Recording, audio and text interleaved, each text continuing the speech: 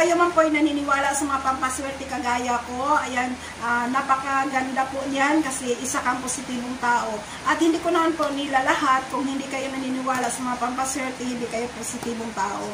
Iba-iba lang talaga ang ating paniniwala. Pero kung kayo po ay naniniwala sa mga pampaswerte, maganda po yan kasi na-attract natin ang positive na enerhiya. At yan po ang nagdadala sa atin ng swerte. Na-attract natin ang tinatawag siya na law of attraction. Kung tayo po ay naniniwala sa mga pampaswerte.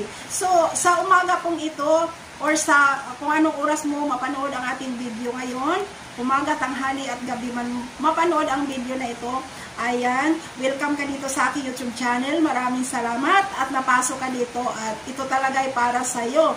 And ang kagandahan po nito, ang tinuturo natin ngayong pamamaraan, ito po ay nakakatulong sa atin na mag-absorb sa atin ang swerte, no? At kung ano man yung mga kamalasan na nakadikit sa atin, matatanggal po yan. Guys, at ito din, nakakatulong din ito na kung may mga taong nagagalit sa inyo, may mga taong sinasabi na nagdadasal sa inyo na mapasama kayo, magkaroon kayo ng hindi maganda, haharangin ito sa pamamaraan na ito. Ina-absorb nito, kinukontra. Yan, kinukontra. In short, sa madaling salita, kinukontra nito ang masamang dila na nagsasabi na mapahamak kayo.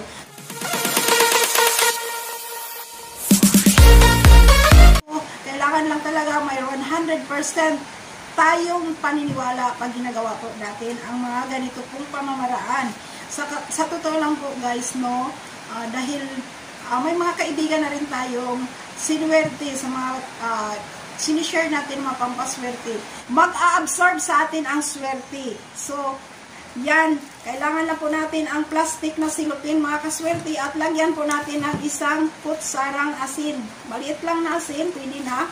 Ang importante lang, may asin siya. And, dahon po ng laurel. Ang dahon ng laurel, ito po yung may kakaibang swerte talaga na hatid sa atin pag tayo po ay naniwala. Ang dami na pong natulungan ng dahon ng laurel. Yan, ilagay lang po siya dyan. At samahan po natin ng bulak. Bulak. Yan, kuton po. And pagsama-samahin natin itong tatlong ito. Yan, ilagay lang siya dyan sa silupin. Yan, nakaganyan lang siya. At pagkatapos po, dasalan po natin ito. Mag-wish tayo na ito pong ginawa natin ito, magbigay sa atin ng protection at magdala sa atin ng swerte, mag-absorb sa atin ang swerte habang nagdadasal po tayo. And hilingin po natin sa ating mahal na Panginoon. Siya po ang source sa lahat, no?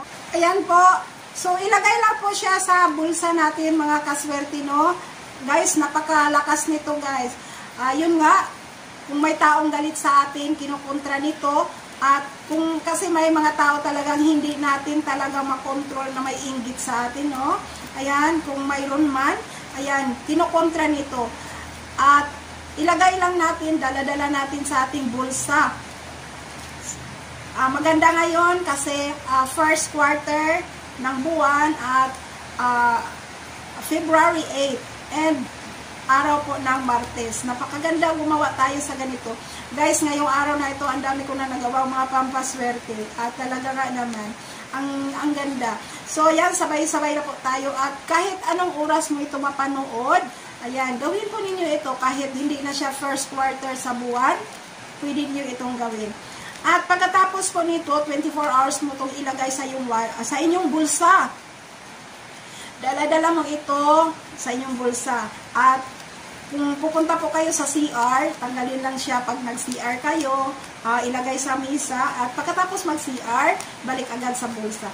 At dadalhin natin to within 24 hours. And pagka kinabukasan po, after 24 hours, ang asin po, ibuhos natin sa lababuhan, padayloyan natin ng maraming tubig. Ayan. Kailangan ma-drain na siya doon.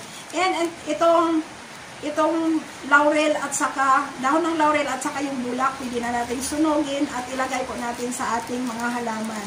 Ang halaman na lagyan natin ito, pag ito po ay nabubuhay ng maayos, gumugrow siya ng maganda, tumutubo siya ng maganda. Yan po, sign po yan na ang swerte sa'yo ay talagang nag-umpisa ng lumago. Yan po. So, ayan guys, kailangan talaga nito 100% ang paniniwala habang ginagawa natin ito. Subukan po ninyo ito, walang imposible. Napakadali lang gawin. So, ayan, maraming salamat po sa inyong lahat guys. At shout out sa lahat na ating mga kaibigan na laging nakasubaybay dito sa aking YouTube channel. Maraming salamat. Sa talagang napakasaya ko na nagiging kaibigan ko po kayo. Kayo ang aking tinuturing na pamilya dito sa aking YouTube channel, no? Kung hindi dahil sa inyo, wala po ako sa katayuan na ito ngayon. Hindi po ako ganado magbigay sa inyo ng mga pampaswerte kung wala kayo.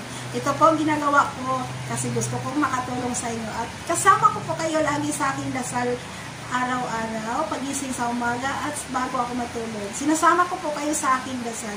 And maraming salamat po. At kung nagustuhan po ninyo ang video na ito, huwag kalimutang magbigay ng like, share, para po makakatulong po tayo sa iba na nangangailangan ng tulong. Baka sa pag-share natin, mabago ang buhay ng isa sa ating mga kaibigan. So, ayan. At kung hindi pa kayo nakapag-subscribe sa aking YouTube channel, huwag kalimutang mag-subscribe. At pakiclick na rin yung bell button sa baba, bell all, para ma-notify kita sa next nating mga video. Maraming salamat everyone. God bless po sa inyong lahat. Mag-ingat po kayo palagi. I love you. Love you, love you all. Bye-bye po.